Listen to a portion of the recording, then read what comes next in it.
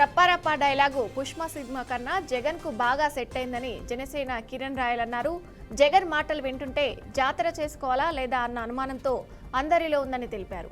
యువతకు జగన్ ఇచ్చే సందేశం నరకండి చంపండి అంటూ మండిపడ్డారు. గంజాయి బ్యాచ్ ను జగన్ పరామర్శించడం విడ్డూరమన్నారు. జగన్మోహన్ రెడ్డి మానసిక స్థితి బాగోలేదని ఎద్దేవా చేశారు. అన్నమయ్య జిల్లా మదనేపల్లి సచివాలయం ఉద్యోగులు మున్సిపల్ కార్యాలయం ఎదుట నిరసనలు చేపట్టారు.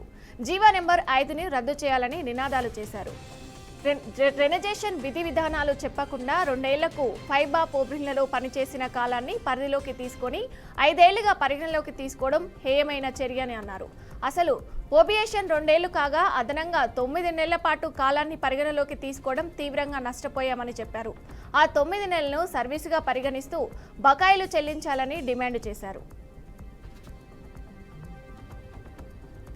తిరుపతి కలెక్టర్ కార్యాలయంలో జాతీయ మహిళా కమిషన్ జానా స్వన్యు కార్యక్రమాన్ని నిర్వహించారు. మహిళా సమస్యలను విచారించాలని కమిషనర్ సభ్యురాలు డాక్టర్ అర్చన మంజుదార్ అన్నారు.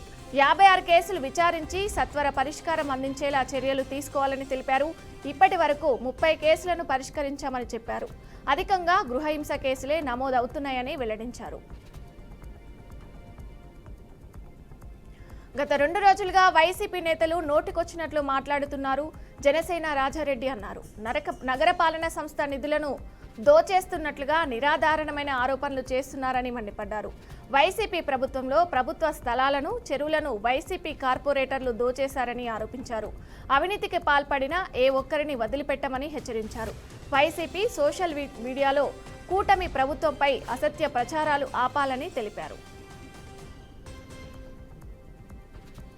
చిత్తూరు జిల్లా జరుగు కార్యక్రమంలో ఇరు కుటుంబాల మధ్య భూ వివాదం చోటు చేసుకుంది. రేణుక, శిల్ప, శాంతమ్మలపై మరో కుటుంబం దాడి చేసింది. శాంతమ్మపై సుమారు 11 మంది దాడి చేశారని కుటుంబ సభ్యులు ఆరోపించారు. తమకు న్యాయం చేయాలని పోలీస్ స్టేషన్ వద్ద ధర్నాకు దిగారు. తమపై దాడి చేసిన వారిపై కేసులు నమోదు చేయాలని శాంతమ్మ కుటుంబం డిమాండ్ చేశారు. మంచిర్యాల జిల్లా కోటపల్లిలో అక్రమంగా తరలిస్తున్న BT3 నకిలీ పత్తి విత్తనాలను పోలీసులు పట్టుకున్నారు. సుమారు 48 కిలోల విత్తనాలను సీజ్ చేశారు. వాటి విలువ 1,46,000 రూపాయలు ఉంటుందని తెలిపారు. నిందితుల్లో ఒకరు అరెస్టు కాగా మరో 2 పరారీలో ఉన్నట్లు వెల్లడించారు.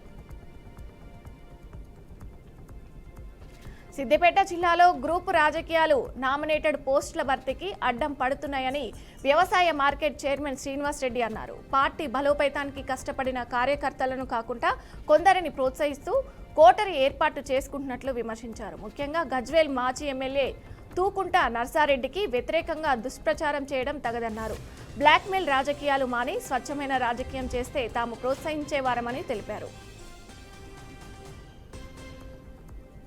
నరేంద్ర మోదీ 11 సంవత్సరాల పరిపాలనలో దేశం ఎంతో పురోగతిని సాధించిందని మాజీ ఎంపీ బూరా నర్సయ్య గౌడ్ అన్నారు. 75 సంవత్సరాల కాంగ్రెస్ పరిపాలనలో ప్రజలు ఎంతో ఇబ్బంది పడ్డారని తెలిపారు.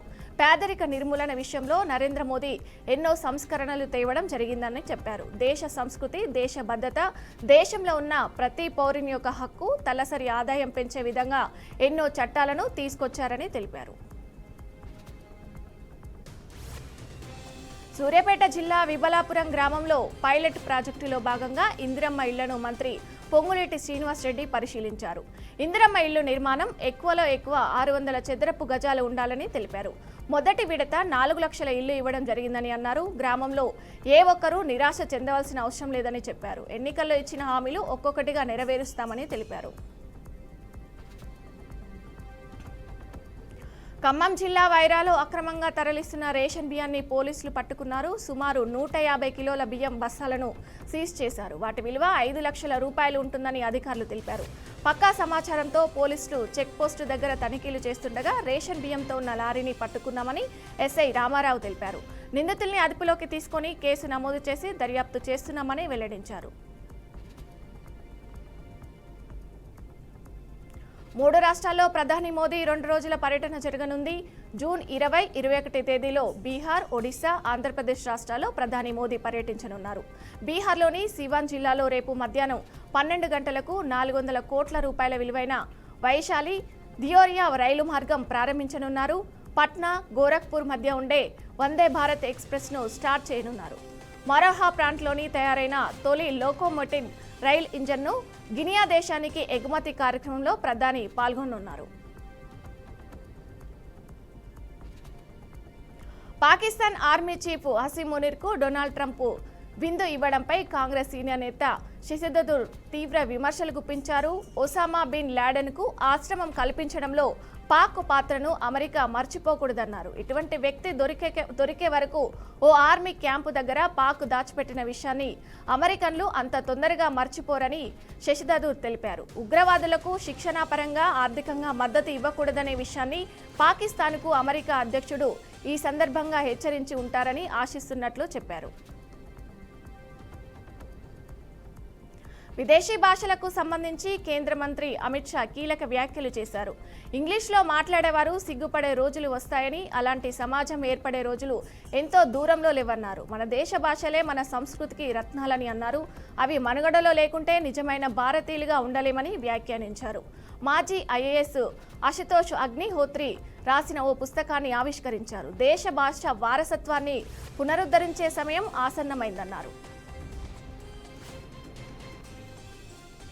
తమ దేశం మాధ్యమంచున ఉందని రష్యా వాణిజ్య శాఖ మంత్రి మాక్సిమ్ రెషెత్నికోవ్ వెల్లడించారు. రష్యాకు పెట్టుబడులు ఆకర్షించడంలో భాగంగా సెయింట్ పీటర్స్బర్గ్లో నిర్వహిస్తున్న అంతర్జాతీయ ఆర్థిక వేదిక సదస్సులో ప్రసంగించారు.